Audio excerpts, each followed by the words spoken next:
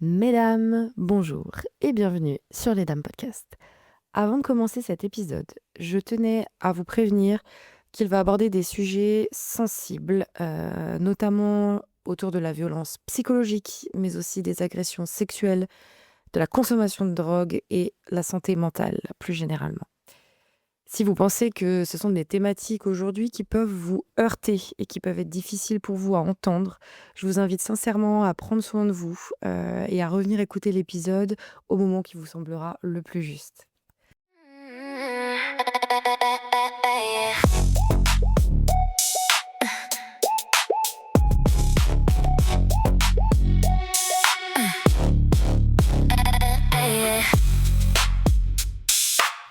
On se retrouve donc aujourd'hui pour un nouvel épisode du format La Grande Dame, qui est le format dans lequel je reçois mes invités, là où elles viennent partager des retours d'expérience, des témoignages. Et aujourd'hui, je n'ai pas une, mais j'ai deux invités qui sont Chloé et Marie. Bonjour les filles et merci beaucoup d'être là. Chloé et Marie ont chacune vécu de leur côté une relation amoureuse qui a duré près de 10 ans.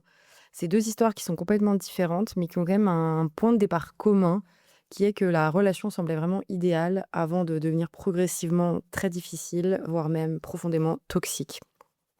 Elles nous racontent, avec beaucoup de sincérité et de courage, toute leur histoire, les premiers signes, qui montraient que la relation commençait à prendre une tournure compliquée, mais également le déclic, le moment où, elles ont atteint le point de non-retour et le chemin derrière pour, se reconstruire.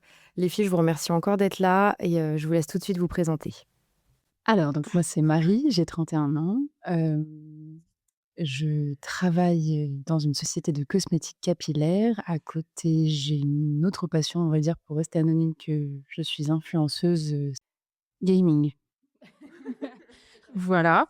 Donc, bah, là, aujourd'hui, ma situation amoureuse, pas se rapproche pas du néant, mais en fait, c'est plutôt par choix. J'ai pas trop envie de laisser rentrer quelque chose de sérieux, en tout cas. Mais, je suis dans un arc, dirons-nous, plutôt, ça. Dans un je suis dans un arc, battage de couilles, total. Non, c'est-à-dire que là, j'ai pas l'énergie de m'impliquer dans quelque chose de sérieux, mais, j'ai l'énergie pour, m'amuser. J'ai vu une phrase qui disait, «Tant que vous n'avez pas trouvé le bon, n'oubliez pas de vous amuser avec les mauvais». Je suis là-dedans. Non, en plus, tu l'été qui arrive, il y a Ouais, un petit vraiment. moment. Ouais, Mais vraiment. grave, il va être banger cet été. Ouais. Mauvais, franchement, je suis dans un arc de ma vie, il va être très drôle à raconter dans Je suis 5 trop ans. chaud d'avoir un podcast, l'été de Marie, tu vois? Après, avant, après, ouais. Déjà, c'est pas commencé là, c'est voilà. Trop bien. Et ben, bah, moi, du coup, c'est Chloé, j'ai 32 ans. Je travaille dans une start-up, depuis un petit moment dans le marketing et en temps normal, je suis plus passionnée de tout sport outdoor en tout genre, ski de rando, le wake, le trail et cetera. Voilà, et puis, bah, ma relation en ce moment est que je suis en couple depuis 9 mois avec un mec que je connais depuis 2 ans, OK. avec qui ça se passe trop, trop bien et qui est, une véritable découverte, mais j'en parlerai plus tard. Je vais pas spoiler le podcast. Ça m'a dit fierté.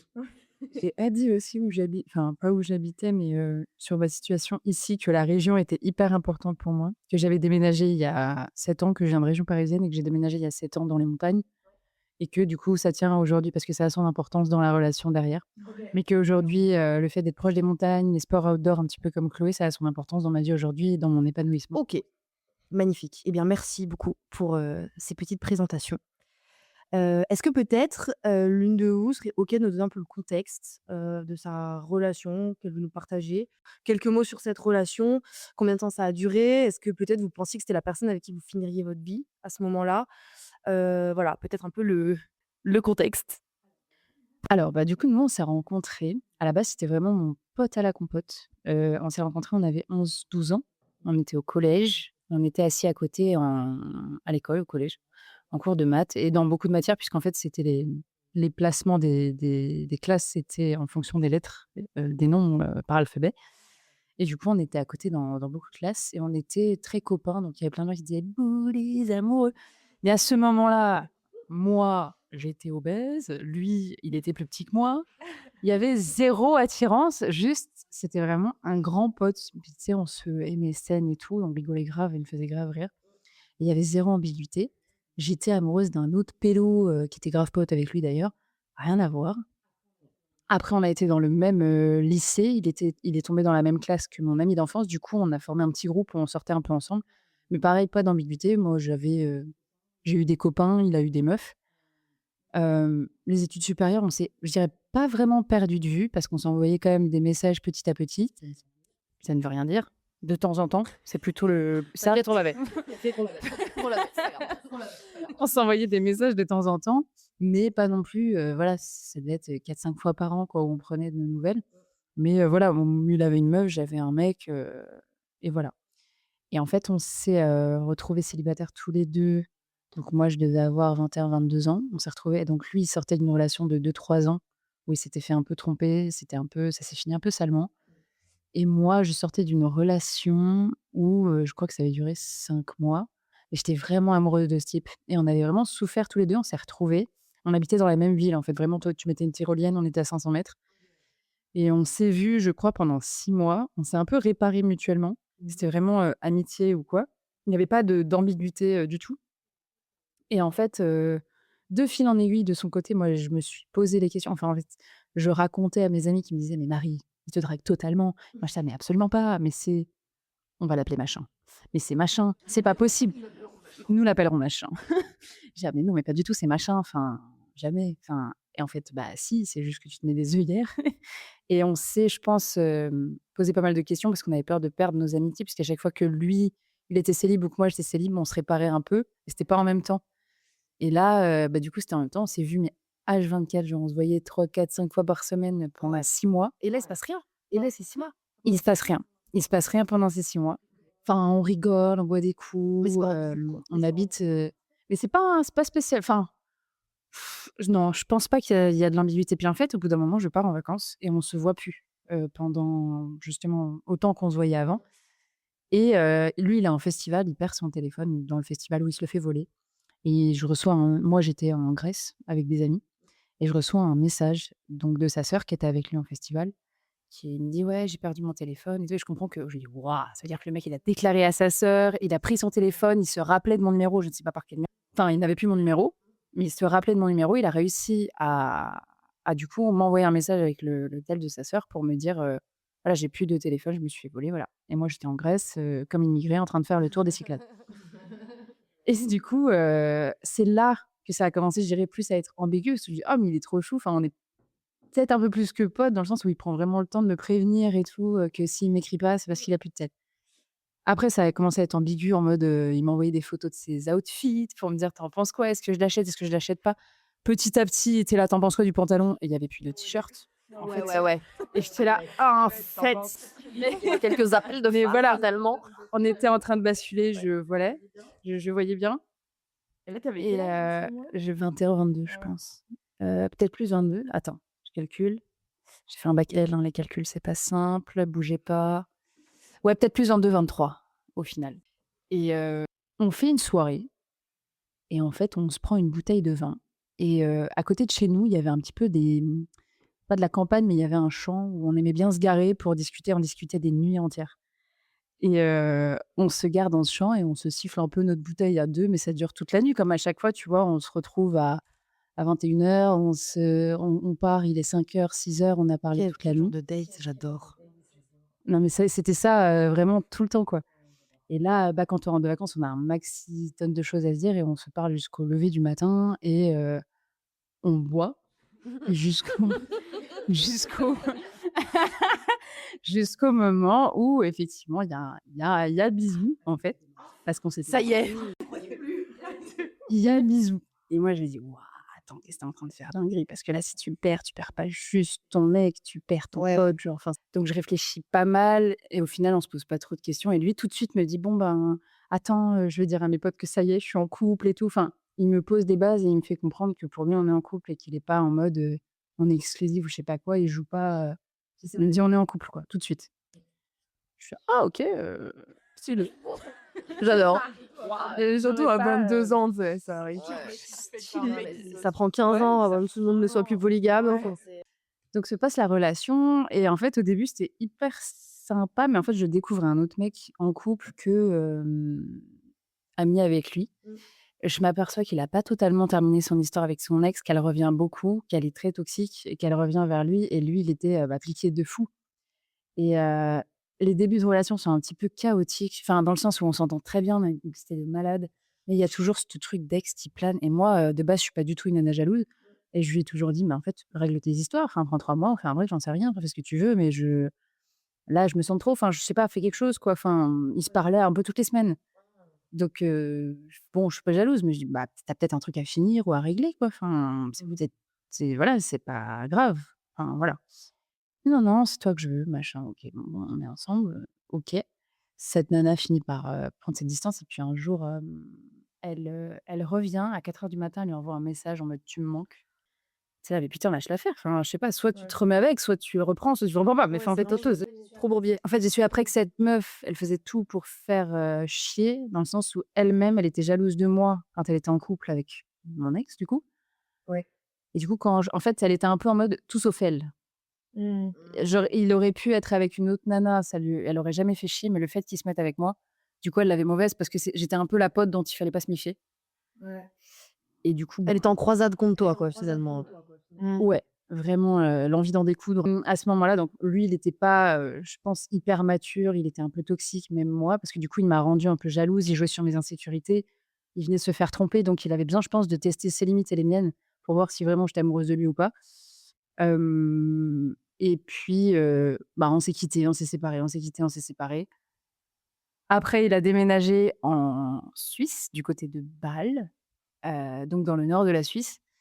Et moi, j'étais à Paris et là, c'était horrible, sans compter que, j'étais tombée enceinte de lui à ce moment-là. Enfin, c'était pas du tout le moment. J'ai appris que j'étais enceinte de lui. Il venait de partir à Bâle et j'étais en mode: «Oh my god», genre Mais feuilleton. c'est horrible. Et c'était bah, oui, et du coup, je crois que j'avais 25 ans à ce moment-là et j'ai dit: «Bah, non, c'est trop pas le moment». Enfin, même moi, j'étais pas prête, même si j'en voulais un, dans ma vie, tu vois? Mais là, c'était pas du tout le moment. Coup dur, hein. Voilà, du coup, dur. Il part et tout, et puis en fait, relation à distance, on se sépare et moi, j'en pouvais plus de Paris. Du coup, je déménage, dans les montagnes, en région, Haute-Savoie, et je déménage dans les montagnes. Et bon, bah, on se sépare pendant 1 an, puis en fait, au bout d'un moment, il change, on se remet ensemble. Mais en fait, je trouve vraiment un changement quand on se remet ensemble, sinon je l'aurais jamais repris parce que moi, j'ai pleuré des seaux quand on s'est séparés, quand je l'ai quitté parce que je me disais bien qu'il était toxique pour moi et qu'en fait, c'était voilà, ça n'allait pas aller, il était pas mature, il jouait sur mes insécurités et Ça, cetera. c'était ton premier amour à ce moment-là? C'était mon premier mec sérieux, ouais, Ouais. complètement. J'avais déjà été amoureuse, mais j'avais jamais été vraiment en relation sérieuse, donc ouais. Et donc je l'ai quitté, ça m'a fait un mal de chien, mais en fait, je l'ai quitté en espérant qu'il revienne, quoi. C'était plus, je le quitte pour lui faire un électrochoc. Et en fait, ça n'a pas du tout fait ça, et après j'ai fini par lui dire que je voyais un autre mec, ce qui était complètement faux, juste pour le dégoûter et qu'il revienne plus, et pour moi, passer à autre chose et me forcer à passer à autre chose. Puis il est revenu dans ma vie, moi j'avais passé à autre chose, et puis en fait, on s'est remis ensemble. J'ai vu qu'il avait changé à ce moment-là et on s'est remis ensemble. Hem, de fil en aiguille, ben, la relation était plutôt saine, rien à voir avec le premier pan de notre relation. Hem Et puis, ben, voilà, on commence à faire des projets, mais on était toujours à distance, en fait. Lui, il était à 3 heures de route de chez moi, dans le nord de la Suisse, et moi, j'étais, plus en Haute-Savoie, donc à 3 heures de route. Et compliqué de faire des projets, ça met des tensions, dans la villa. Voilà, voilà, au final, il me demande en mariage et je balance ça comme ça. Voilà. La dinguerie, mais Ouais, 0 transition. quel âge, genre combien de temps après? C'était, quand on s'est remis ensemble, c'était 3 ans après qu'on soit remis ensemble. Ouais, donc 25 ans, Il ouais. me demande en mariage en grande pompe. Il fait ça bien, il m'emmène dans un hôtel 5 étoiles, en bord de lac, truc sur pilotis. Non, mais attends, tu l'as vu venir ou pas, toi? Tu le sentais pas du tout venir, genre? Oh la dinguerie! Mais pas du tout, pas du tout, pas du tout. C'était en fait, on avait une relation de gros beauf, meilleurs potes. Donc en fait, c'était pas le mec qui était romantique avec moi ou qui me traitait comme une princesse du tout. Je n'ai pas du tout pensé qu'un jour, un mec se mettrait à genoux devant moi et me demanderait en Mais ta mariage. réaction, c'est quoi là? Tu comment toi? Ah bah, descente d'organes, hein. Moi, je Syncope? syncope sur Waouh! place. Je l'ai pas du tout vu. En fait, déjà, la scène était hyper drôle parce qu'on arrive, je me dis: «Mais qu'est-ce qu'il fait, Est-ce que c'est pas mon anniversaire, et tout?» Puis en fait, il me dit: «Ouais, mais tu m'as dit que je faisais jamais de surprise et tout». Je dis: «Ah ouais, mais là, c'est pas une cabane dans les bois». Enfin, là, on était vraiment, Enfin, dans un truc sur pilotis, 5 étoiles, enfin, un truc, je n'ose imaginer le prix de la Écoute, chambre, ça t'a fait voilà. c'est cool. Non, non, mais voilà et du coup, ouais, non. Puis il m'a demandé en mariage ici, tu vois? Mais je me non, non, je l'ai pas vu venir, quoi En mode grosse déclat et tout? et En oui, mode oui, oui, oui et du coup, enfin, moi, j'étais hyper attachée à ma région et je voulais pas trop partir dans la sienne parce que, bah, tous mes potes ici, il y a les montagnes, il y a un contexte où moi, je fais beaucoup de sport outdoor et où c'était hyper important pour mon épanouissement et vu que là, en fait, il y a un contexte où il me demande en mariage, mmh. ben, je suis un peu en mode, bon, vas-y, OK, il me montre qu'il veut s'engager, qu'il veut mais en fait, avec son travail, c'est compliqué. Il peut pas réellement changer de poste. C'est compliqué pour lui de trouver d'autres postes, de déménager. Je pense aussi que c'est une personne qui a peur de changer, du changement et je l'intègre comme dans ma normalité, qu'en fait, il peut pas changer de travail alors Mais toi, tu pars du principe que finalement, c'est à toi de t'adapter et pas lui? ouais, Mmh. parce qu'en fait, il travaille en Suisse, il a une paye, colossale et qu'en fait, c'est lui, qui gagne le plus donc en fait, il me fait intégrer dans ma normalité que c'est moi qui dois faire le déplacement pour lui parce que, bah, lui, il aurait plus enfin, parce que moi, à ce moment-là, il me le fait bien comprendre que ma situation à moi, elle est moins bonne que la sienne. Donc s'il y a quelqu'un qui doit bouger, c'est plutôt moi, en fait, que lui. C'est dur, hein? Mais je l'intègre dans ma normalité. C'est la théorie de la marmite et la grenouille où, en fait, il y a plein de petites choses qui se réintègrent et qui reviennent dans ma normalité, mais je le vois pas nécessairement sur le moment. Et moi, je me dis: «Bah, ouais, grave, en fait, il gagne bien sa vie. Pourquoi je le ferais bouger, pour un truc incertain?» alors que moi, il fallait littéralement que je quitte toute ma life aussi. Et puis j'étais à mon compte, j'avais fait tous mes petits clients ici, enfin Ouais, mais vraiment, c'est nul de normaliser un changement de vie comme ça, comme si c'était, totalement anodin. Alors que non, tu as construit quelque chose ici, tu es attaché à la région, tu as vraiment ta base, d'amis, tu as construit, ta petite boîte avec ton portefeuille client qui te permet aujourd'hui d'avoir une situation où tu es complètement indépendante, complètement, j'avais une très bonne situation. Et voilà, mais je me dis: «Bon là, Marie, tu approches la trentaine, si tu veux construire quelque chose et commencer à voilà, projet bébé et cetera, il va falloir bouger en fait. Lui, il bougera pas, donc bouge». Et du coup, je bouge et je le rejoins et en fait, au bout d'un on a vécu du coup 1 an ensemble et dès que je lui ai dit oui, en fait, que j'ai déménagé chez lui, que j'étais un peu chez lui, que j'avais rendu mon appart, que j'avais plus rien d'indépendance, que j'étais dans la merde, que j'avais plus d'appart, plus de meubles, plus rien, que j'étais à poil. Là, il a commencé à redevenir très, très con, comme, le début de relation. C'est-à-dire à être très exigeant, Classique. à être très chiant, à m'empêcher de respirer, moi qui suis très, alors, je suis pas une fofolle dans ma liberté ou à, sortir tous les soirs, loin de là, mais vraiment j'aime bien, 1 fois par semaine aller voir mes potes, j'aime bien le week-end sortir. Là, il fallait vraiment négocier et argumenter pour tout, même, pour qu'ils viennent, avec mon marché ou des trucs comme ça, avoir un sapin de Noël, des trucs enfin, c'est une personne qui avait peur du changement, qui était pas facile à vivre au quotidien et moi je me sentais mais étouffée comme un poisson dans un bocal, mais beaucoup trop petit pour lui. J'avais plus mes potes et en fait le truc c'est que j'avais plus mes soupapes de décompression que j'avais en Haute-Savoie. C'est une personne que je savais n'était pas simple à vivre, mais on a tous des défauts. Mais c'était OK parce qu'en Haute-Savoie et avec la distance, moi, j'avais toutes mes soupapes de décompression, en fait. Ouais, puis vous aviez jamais vécu ensemble C'est encore. ça et même si on était beaucoup ensemble dans le sens où on était Ouais. plus un couple qui avait 2 apparts avant qu'on emménage ensemble, Mmh. parce qu'on avait moi, j'étais à mon compte, on avait beaucoup de télétravail, lui aussi. Bah, on n'avait jamais vraiment vécu ensemble, mais ouais, enfin, j'avais toutes, mes soupapes de décompression, en fait, même si des fois il me faisait chier, bon, bah, j'allais faire une rando, j'allais faire du wakeboard, j'allais faire du vélo, j'allais faire ci, Mmh. j'allais faire ça, j'allais voir machin, j'allais voir machine et en fait, ça passe, tu as des trucs qui te changent les idées et en fait, que là, c'était en permanence, j'avais pas d'espace pour moi et j'avais pas non plus ces soupapes de décompression-là et je me suis sentie, mais suffoquée, sans savoir, vraiment d'où ça venait parce que moi, j'étais dans mon délire. Je me disais: «Mais non, non, on va avoir un bébé, on va se marier, on va Ouais, avoir y un a bébé, finalement, il y avait on va plus que se ça, en marier». fait.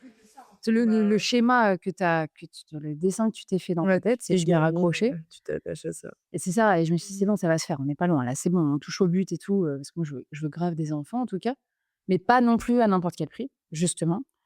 Mais du coup, bah, j'ai eu un gros déclic à un moment et j'ai pris la décision de partir, et de retourner en Haute-Savoie et on est Waouh, OK. Bon, bah, c'est ouf quand même parce que c'est ouf et petite question rapide et puis après Chloé nous partagera son histoire, mais du coup, quand tu es partie vivre avec lui, tu as fermé ta boîte? j'avais arrêté mon activité puisque j'étais plus à même de me Ouais. présenter chez mes clients en fait, en Haute-Savoie et en Suisse. là où j'étais. Donc en fait, j'ai totalement arrêté mon activité. Quand je dis que j'étais à poil, j'avais plus rien, en fait. Enfin, vraiment, j'ai C'était un quitté énorme mon activité, j'ai sacrifice. quitté mon appart, mes La porte de meubles, tes meubles, mes ouais. potes, j'avais plus de matelas, plus rien. Enfin, vraiment, je n'avais plus rien du tout, si ce n'est Ça une voiture. me T'as tout lâché pour lui et puis au final pour te rendre compte que t'étais pas dans une bonne enfin, dans un truc où tu t'épanouissais pas du coup? Je m'épanouissais pas, mais au-delà de ça, il sentait qu'il avait le pouvoir et je sentais qu'il en On a abusait. profité quoi, bah, Ah mon Dieu. que ça me fait des dingues, j'avoue. Mais je m'en suis pas Bien rendu sûr. compte tout de suite. Là, je m'entends le dire, mais sur le moment, non, j'ai pas vu ça comme ça, puis tu es dans le déni, en fait. Mais Et ce truc du coup en plus de ça de waouh, même dans un mariage, c'est quand même pas rien. mais oui, Tu et tu as mis des paillettes dans les yeux, toi, tu es là, tu te dis: «Putain, mais attends, il y a le mariage qui arrive, il y a le machin». Sans compter aussi que et je dis ça aussi pour les personnes qui pourraient nous écouter, c'est pas une personne qui me payait des sacs, qui me payait des cadeaux, qui me payait des voyages, qui me payait quoi que ce soit. On va parler de l'argent parce que c'est aussi un des sujets et on y reviendra. C'est absolument pas une personne qui me payait des trucs sans raison, si ce n'est, ce que fait un homme normal qui gagne, un salaire normal, des fois payer un resto à sa meuf. Mais moi aussi, je lui payais le resto de temps en temps. Mais c'est pas du tout un mec qui me faisait des cadeaux, enfin, on pourrait se dire: «Ah, il gagnait, une paye suisse, elle il la mettait bien». Mmh. Absolument pas, et on y reviendra après. Même, il était plus à me demander de l'argent et des comptes, qu'autre Alors chose. que le mec te disait, quelques mois avant qu'il gagnait beaucoup plus et qu'il fallait Exactement, C'est une sacrée dinguerie. exactement. cancel. C'est une sacrée dinguerie. Bon. Ouais, un peu. On va prendre sur nous. Il y a plein de questions qui arrivent après pour démêler tout ça. Chloé, Yes. dis-nous tout. Et ben, moi, c'est une relation qui a duré, presque 10 ans, et on s'est connus, je devais avoir 18 ou 19 ans. C'était donc je venais de rentrer dans une coloc avec, une de mes meilleures potes et avec 2 mecs qu'on avait rencontrés, en faisant passer des sortes de casting de coloc, voilà, et du coup, on était une coloc de 4, donc 2 meufs, 2 mecs, et c'est une période où, bah, tu pars chez tes parents, tu commences tes études, moi, je rentrais en école d'art à l'époque, et du coup, on faisait la méga teuf, ouais, pendant des mois et des mois. Enfin, vraiment, c'est une période de fou, quoi, donc du coup ouais, exactement. Donc du coup, ben, on rencontre les potes de nos colocs, nous 2 avec ma meilleure pote à l'époque, on avait tous nos potes aussi qui venaient, donc toutes nos copines. Au final, on se retrouve à être un énorme groupe, de potes. Non, mais tu sais, tu vois, genre, tu as 18-19 ans, en gros, pour la faire courte, mais c'était marrant, ma coloc, sort avec du coup, le meilleur pote de mon coloc. Heu, un autre de mes colocs sort avec une de mes potes de cours. D'ailleurs, ils sont encore ensemble aujourd'hui, ils se sont mariés et ils ont eu un bébé, et mon autre coloc sort avec ma meilleure pote à moi, et moi, du coup, je rencontre donc le fameux mec, qui lui était le pote d'un de mes colocs aussi. OK. Mais sur le papier, à la base, il m'intéressait pas du tout. Genre, première fois que je le vois arriver, donc toutes mes copines, ses mimes et tout sont là: «Waouh, il est beau et tout, ce mec, machin», et moi, sur le papier, je me dis: «Ouais, sans plus», enfin, je suis pas subjuguée, quoi, et puis, en fait, moi, je sortais à l'époque, de 2 relations qui étaient pas très longues, mais qui ont été quand même un peu toxiques, dont, mon premier amour qui m'avait trompée, mes meilleurs amis et tout, enfin, ouais. La classe, messieurs, toujours très Et ouais. classe. Le Putain. trauma, quoi, et ensuite le deuxième, qui m'avait trompée, bon, après j'étais jeune, hein, mais il m'avait trompée, ouais, avec 3-4 nanas, mais sans me le dire pendant 6 mois, et c'est mes cousins qui l'avaient vu en boîte, qui me l'avaient dit, enfin bref. Voilà, donc tu vois le délire. Donc j'étais vraiment genre insécure au possible, j'étais en pleine construction de moi-même, en train de me dire que, bah, il fallait que je prenne, confiance en moi et cetera, et à ce moment-là, ce mec-là était quand même particulièrement gentil et bienveillant, et à 21-22 ans, on peut dire ce qu'on veut, mais c'était pas ce qu'il y avait de plus, en tout cas de plus, dispo, sur le marché, à notre époque, quoi. Ça Donc parle market. Ah, donc voilà, du coup, si tu marketeuse. veux, j'étais en mode: «Ouais, bah, en vrai, physiquement, genre, c'est pas n'est plus méga ma came». Tout le monde le trouve beau gosse, donc c'est que bon, quelque part, voilà, il est pas non plus, horrible, mais Il va à la poubelle. surtout, au-delà de ça, il était méga drôle et très gentil, hyper attentionné avec les gens, très humain, il s'intéressait aux gens et cetera. Donc du coup, au début, on n'était pas enfin, on était plutôt potes, et après, c'est au bout d'un moment où moi, j'avais comme d'hab, je voyais rien, et c'est mes potes qui m'ont dit: «Mais tu as toujours pas capté que genre il est sur tes côtes depuis genre 3 mois, meuf?» J'étais en mode: «Bah non, je comprends pas», et un soir, on est sortis complètement bourrés de boîte à 4 heures du mat. Puis tu sais, je comprenais pas, il faisait la gueule. Moi, j'essayais de le caser avec une de mes potes en plus, Mais Ah ouais, il dit ouais, il dit: «Ouais, mais non, mais tu comprends pas et tout, tu comprends vraiment pas, c'est pas elle que je veux et tout, c'est toi, machin». Là, j'ai fait: «Waouh, OK, je j'atterris, OK». Et enfin bref, donc ouais, donc ça s'est fait comme ça. Ça s'est fait step by step, petit à petit. Et puis en fait, ben, on a commencé à tous donc ma meilleure pote, sortait avec le meilleur pote de mon coloc, mon autre coloc avec une de mes potes, voilà. On était un groupe comme ça où tout le monde, était un peu en couple pendant, quelques années. Et puis, petit à petit, bah, moi j'ai commencé, à rencontrer sa famille, avec qui je m'entendais excessivement bien, qui était une famille, hyper soudée, hyper unie, avec, vraiment, le papa, la maman, le chien, les 2 frères, enfin, le truc, conte de fées où tu te dis: «Putain, en fait, c'est incroyable». Et moi, j'avais jamais eu ça depuis que j'étais petite. J'avais une vie de famille hyper conflictuelle avec plein de traumas et cetera. Donc en fait, ça me faisait un peu rêver aussi. Enfin, il y avait lui et puis il y avait tout ce qui l'entourait, quoi. Puis même sa famille avait ouais, ils étaient bien, quoi, tu vois? Ils étaient sans arrêt en train de faire des grands barbecues, des grands repas. Ils avaient une piscine, ils invitaient tout le monde. Enfin, c'était vraiment good vibes. Donc moi, je me suis aussi beaucoup attachée à tout son entourage. c'était très sain. Exactement. Et c'était, pour le coup, moi, des situations familiales que j'avais jamais connues. Donc du coup, je partais du principe que: «OK, là, en fait, je vais apprendre ce que c'est la sécurité», et puis la reconnaissance aussi, parce que du coup, sa mère, ses parents, ils étaient avec moi comme si j'étais leur propre fille, quoi. Donc c'était, enfin L'écosystème, il est hyper sain. ah ouais, c'était hyper, agréable à vivre pour le coup, pour moi à l'époque. Et puis voilà, donc on a commencé à être ensemble. Lui, au début, il était trop mignon, trop chou et tout, ça se passait trop bien. Et puis ensuite, moi, j'ai commencé à faire, bah, continuer mes études. Lui, je l'ai poussé à fond parce qu'à la base, il était vendeur dans un magasin. Je l'ai poussé à faire des études. Il a repris des études de RH. Et puis c'est là que ça a commencé à être un petit peu, voilà, tu vois, un peu toxique aussi. Genre, je voyais qu'il sortait beaucoup, mais il me mentait un peu. Il me disait pas avec qui, ni comment, ni quoi. Mais d'un côté, bah, je savais, tu vois, parce qu'on avait des copines en commun de leur école, bah, qui avaient des certaines meufs, mais ils m'en parlaient pas. Donc je me disais: «Bah, c'est bizarre, pourquoi ils le cachent et tout?» Bah, déjà là, c'est pas malin. Franchement, tu vas là où ta meuf, elle connaît les gens. Oui, Pardon, puis mais moi, fallait pas oublier que je sortais de 2 relations où je m'étais fait tromper juste avant, où j'avais zéro Il le savait? confiance. Ah bon? ouais, t'as zéro confiance et puis t'as même les radars, tu en alerte tout le temps, Ouais. quoi. Ah Enfin, bah, c'est ça. Toi, tu es en bah hypervigilance, ouais. tu te dis, genre: «C'est quoi ces meufs?» Donc du coup, genre, j'avais zéro confiance. Donc au final, bah, pas mal d'histoires, pas mal d'embrouilles. Moi, bah, du coup, meuf, chiante, jalouse, enfin, tu sais, le cliché où tu te dis: «Putain, la relou». Ah, je me vois Heu, d'entendre dans ah ce que mais tu dis. insupportable. Le mec, tu l'es pas de base et Mais ça, c'est important d'en parler parce que, tu vois, je vais gueuler. Non, je vais gueuler, c'est trop chiant. C'est-à-dire que c'est eux qui font des dingueries.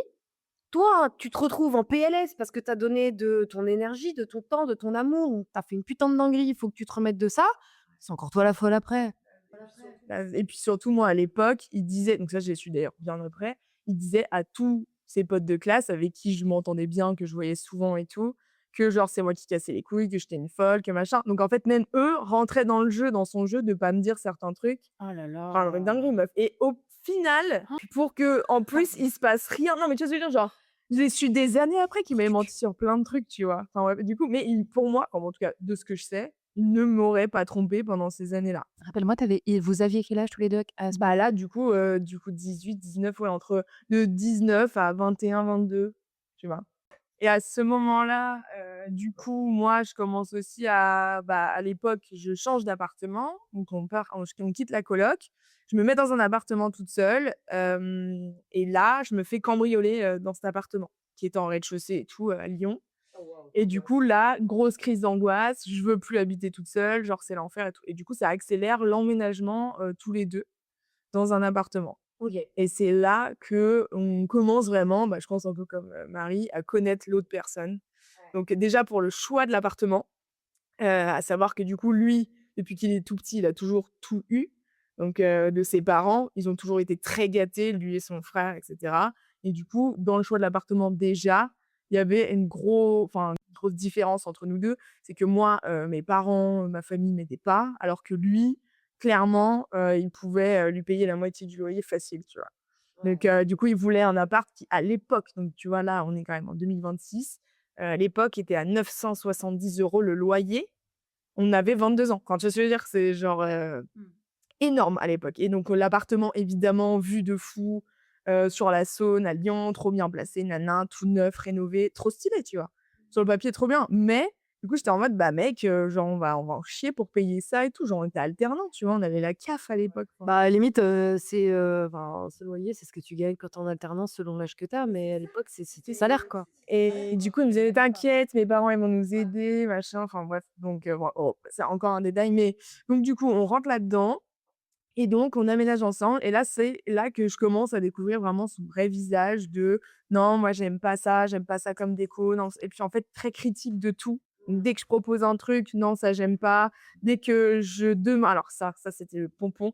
Dès que je voulais parce que moi, j'étais hyper sociable, donc j'avais, à l'époque, quand j'habitais toute seule ou même en coloc, il y avait tout le temps du monde chez moi. J'avais tout le temps des potes qui passaient ou tu vois? Et en fait, c'était nos potes, d'ailleurs, au passage, avec qui lui, je le rappelle, faisait tout le temps le mec trop sympa qui pose plein de questions et cetera. Tu pouvais pas inviter des gens? Il a refusé Putain, la que merde. j'invite des gens et pire, parce que j'avais ma cousine, ma tante et mon cousin qui habitaient genre à 100 mètres. Quand ils passaient en bas, parfois, tu vois, ils m'appelaient, ils m'envoyaient un message en mode: «Coucou, je suis en bas, genre on fume une clope en bas ou Non, tu mais montes, on se boit un café» l'isoloir. et ils me disaient: «C'est hors de question, tu descends, l'appart est dégueulasse». L'appart était genre nickel. «C'est hors de question, je suis pas coiffée, je veux pas qu'ils me voient comme ça» et en fait, genre, c'est là que j'ai commencé à découvrir des traits du mec, genre méga superficiels. Genre: «Non, je suis pas coiffée». Il avait un problème avec ses cheveux, genre ça, c'est vraiment un running gag. Il faisait une fixette sur sa coupe. J'adore quand on fait le procès des ex toxiques. Non, mais tu sais, non, et du coup, genre vraiment, bah, du coup, j'étais obligée de voir moins de monde et tout et puis après, il a commencé à faire des crises de jalousie avec, une de mes meilleures potes. Genre parce qu'on était tout le temps ensemble, parce que je dormais chez elle et qu'on dormait dans le même lit. Du coup, il m'a dit: «Mais tu es lesbienne, c'est sûr que tu te la tapes». Mmh. J'ai eu la même avec moi. Si, Mais non. tu es là: «Mais il y a rien eu et tout?» Je fais: «Ah mais non». Non, mais moi, c'est pas ça, c'est pas il y a rien, c'est que non, non, parce que moi, le Mais mec toi aussi ça m'a peut marcher, hein, interdit de c'est la le même. voir et genre, il s'est embrouillé avec ma pote en soirée en mode qui presque à la violenter alors que ma pote fait 1 m 40. Attends, il voulait casser la gueule de ta pote parce qu'il pensait que tu avais pécho ta pote? Oui et que ma pote ne réagissait pas et qu'elle rigolait nerveusement en mode: «Bah, mec, genre» enfin, tu sais, vraiment, tu te fous de la gueule du gars en mode: «Bah, non, genre, je suis pas amoureuse de toi». Et du Pardon, mais et lui, il se faisait genre toute une histoire et tout avec ça, mais genre tout le temps, j'étais en mode non, mais c'est terrifiant même de devoir se justifier sur un truc pareil. Non, je suis pas en train de pécho ma pote, putain! c'est genre ma pote de toujours qui est sortie avec ton pote d'ailleurs, mec, au passage. Donc, non mais trop chelou meuf. Enfin bref, donc il y avait de plus en plus de trucs comme ça. J'avais pas le droit d'inviter des gens, j'avais pas le droit enfin vraiment c'était l'enfer. Dès qu'on faisait une soirée, le mec il pétait un câble le lendemain, il voulait qu'on range tout. Il y avait aussi le truc de il se droguait à mort et genre je l'ai su longtemps après que genre il achetait des grammes qu'il divisait chez nous avec notre propre balance à faire la cuisine, notre Yes! ouais, et que des Et trucs bah, comme c'est ça. parfait. Et ça, en fait, c'est des trucs que j'ai su, mais des années après, je me suis dit: «Mais en fait, je connaissais pas ce mec». Genre, Et c'est ça, c'est terrifiant. une dinguerie, meuf et c'est là où, tu vois, quand j'entends des histoires de nanas qui ont, des mecs qui ont des double vies et tout, bah, en C'est fait dommage qu'ils voient pas nos gueules parce qu'on a les yeux en hibou oui, là, en dessous. vraiment là, Non, je mais je te capte. jure, là, c'est Ah ouais, dinguerie, meuf et bref, donc ça, c'était à une époque où donc ça commençait à dégringoler et donc ça faisait, ouais, 4 5 ans qu'on commençait à être ensemble et là, à ce moment-là, mon frère décède donc j'étais hyper fière enfin, hyper proche de lui et tout. Lui, 35 ans. Et et là, genre grosse descente aux enfers. Clairement, moi, c'était mon frère, bah, tu vois, genre on avait 10 ans d'écart, mais on était hyper ton grand proches et frère, c'est tout. ça? OK. Ouais, mon grand frère qui décède d'une rupture d'anévrisme, truc tu peux Ouais, pas, truc qui prévient pas du tout, enfin, ouais. ouais, exactement. Et là, meuf, mais des dingueries. Donc pour le coup, donc moi je passe, 10 jours à l'hôpital, lui il se fait opérer. Les médecins nous annoncent, quelques jours après qu'en fait il se réveillera jamais, que c'est un légume et que du coup faut le débrancher machin. Donc moi je suis le truc en mode moi à l'époque, ma mère pouvait pas s'en occuper parce qu'elle est très fragile, donc du coup c'est moi qui devais décider si on le faisait À 25 ans ça donc ouais, c'est ça. Je dois décider, bah, ce qu'on fait des affaires, si on fait du don d'organes ou pas, enfin tu sais genre dinguerie. Ah bah oui, parce qu'en fait ma mère, genre, qui avait déjà enfin qui était très fragile, pouvait déjà pas prendre la décision et mon autre frère qui était notre grand frère à tous les 2, lui a fui le truc parce qu'ils venaient de perdre leur père déjà, bref, donc tout ça pour dire que donc à ce moment-là, je suis très fragile, je suis vraiment mal.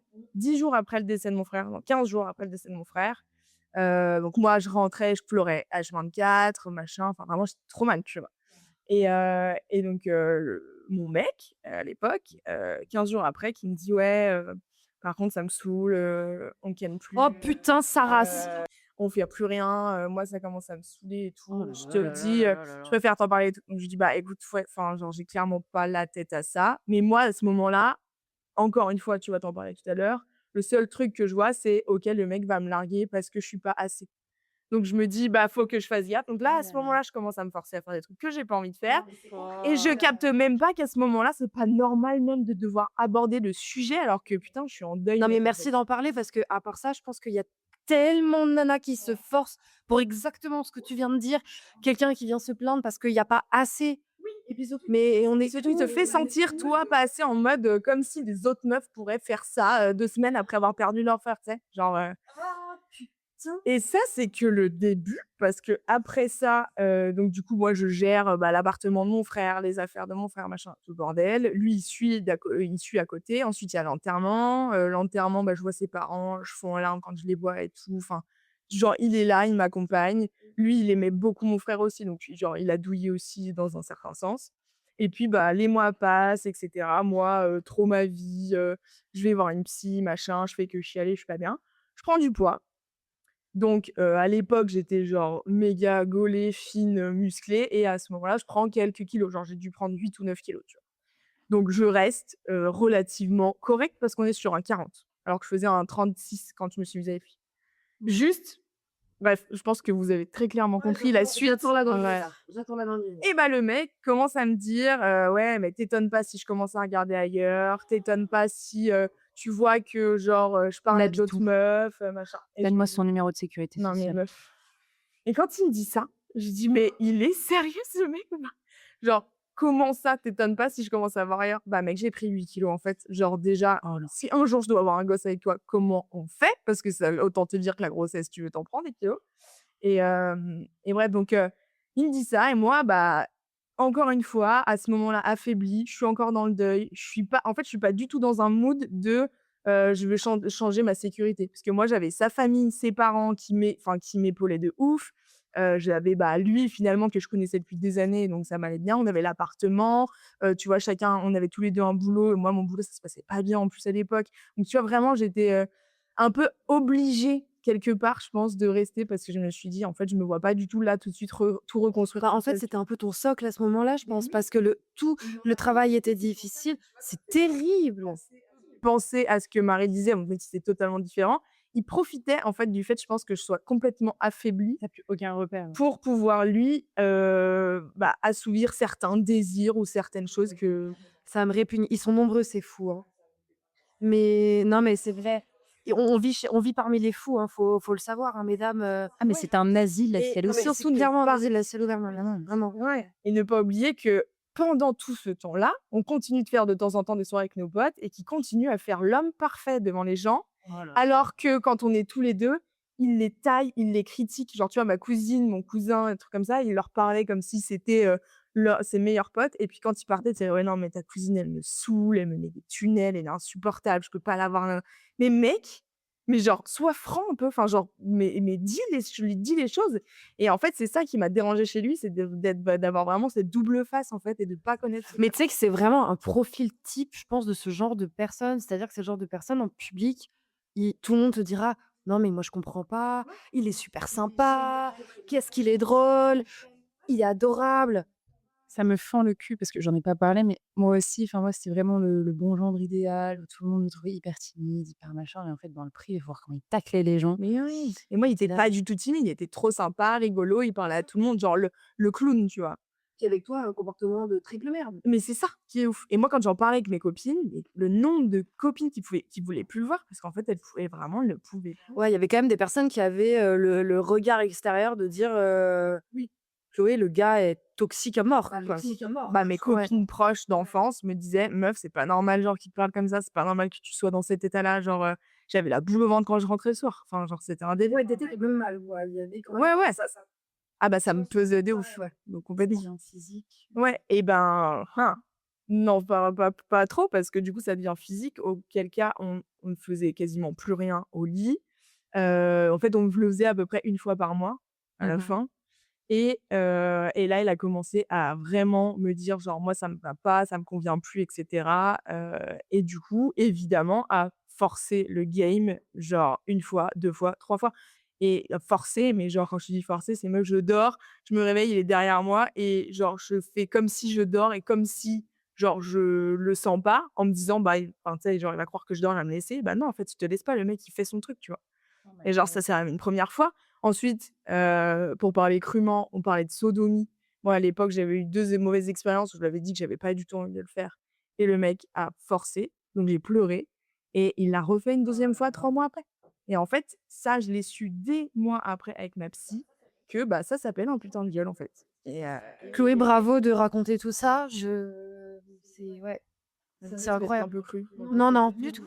Mais donc voilà, donc et à ce moment-là, en fait, sur le moment, toi, tu es jeune, tu es une gamine, tu es hyper fragile parce que tu as vécu un deuil, parce que tu es en train de gérer plein de trucs dans ta vie, toi, déjà, hormonalement, parce que tu développes, parce que, bah, tu vis plein de choses et plus derrière, tu dois gérer ce genre de mec, quoi. Et du coup, bref, là, c'est à ce moment-là que ça a commencé un peu à partir en live, même lui, de son côté, il se droguait beaucoup, il commençait à sortir beaucoup et moi, j'ai pris un tout autre chemin. J'ai arrêté la clope, j'ai arrêté de fumer, j'ai repris grave le sport, j'ai reperdu du poids, pour son plus grand bonheur et du coup, j'ai commencé vraiment à faire genre plein de trucs de mon côté, mais seule et j'ai commencé à faire des jeûnes parce que mon père et ma famille en faisaient et cetera et le premier jeûne où je pars donc c'est une semaine, tu fais des randos, machin, voilà, bref, je suis pas là pour faire, le commercial pour ça, mais en gros, je me dis: «C'est une semaine que pour moi», tu vois? Et là, à ce moment-là, tous les gens que je connaissais qui l'avaient fait me disaient: «Ouais, tu verras, tu as des grosses prises de conscience quand tu fais ce genre de voyage, on va dire, spirituel parce qu'en fait, ça te permet de comprendre plein de choses». Et moi, effectivement, je rentre de ce jeûne transformée en mode: «OK, là, en fait, je sais ce que je veux, je sais ce que je veux plus et surtout, genre, ce mec est méga toxique et je ne veux plus cette personne dans ma vie», tu vois? Ouais, en fait, ta prise de conscience, elle se fait, à ce moment-là, quoi. Ouais, bah, elle se fait, bah, en fait, un peu grâce aussi au décès de mon frère, parce que c'est là que je vois son vrai visage et parce que c'est là que je me rends compte qu'en fait, ce mec, je l'aime plus du tout pour ce qu'il est et ce qu'il était, tu vois?